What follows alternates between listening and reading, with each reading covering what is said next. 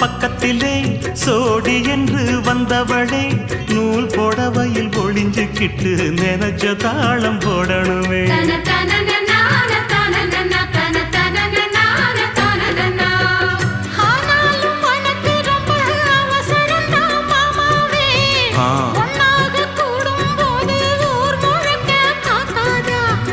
பார்த்தாலும் தவறு இல்ல பனியுறங்கும் ரோசாவே உன்னால சொத்த வச்ச மூக்குலதான் வைக்காதா.